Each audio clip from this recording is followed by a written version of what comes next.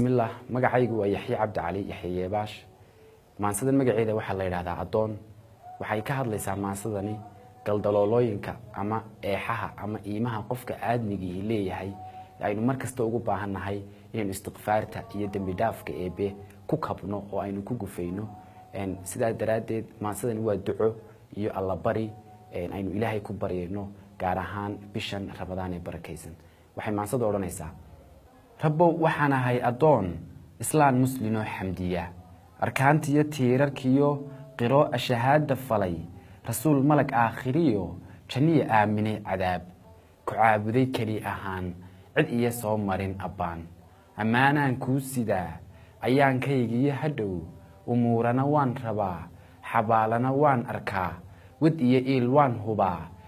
daraar acashaydu bixi kob iyo arligaan ku go'i rabbow ma aqaan midaas rabbow waxaan ahay adoon dhoobi laga oomay ciid makhluuq eexliya adoon insaan ceebliya adoon kugu iri ilaah kalbaan ahay eeda badan qof baan ahay iima suran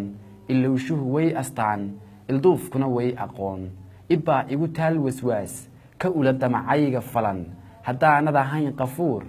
jaliil dambi dhaafisiin abuurba noqon adoon khasaariyo eedaynaar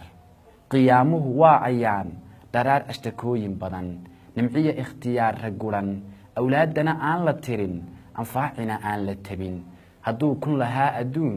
markuu eber taagan yahay daraar arad baahsan yahay kulayl qorax oo manbaa rabbowna idlaynaysee carshiga toddobada adoon hadhkiyo idinkaaga hela nakeen rabbiyow agtood rabbow jannadaada udug indhaan sawirkeeda hayn degaan maqalkeed ekayn afkaar baan lagu cabirin waxaa ku dhex nool ambiyo udgoonow nebi maxamed cali iyo abubakar sidiiq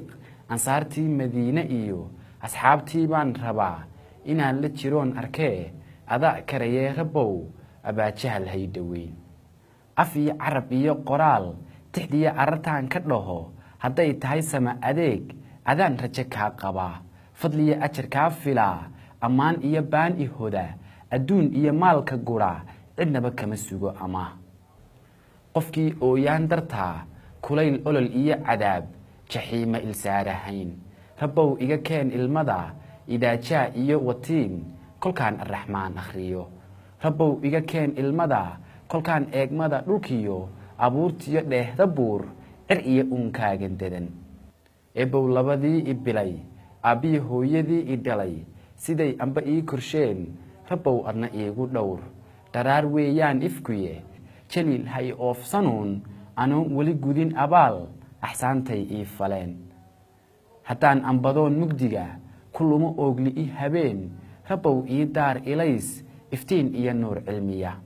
haddaan daldalaal adduun ugbaad iyo moodo abid ormada shayddaanku wado qaraabiyo moodo ehel ogaan ma ahee rabbow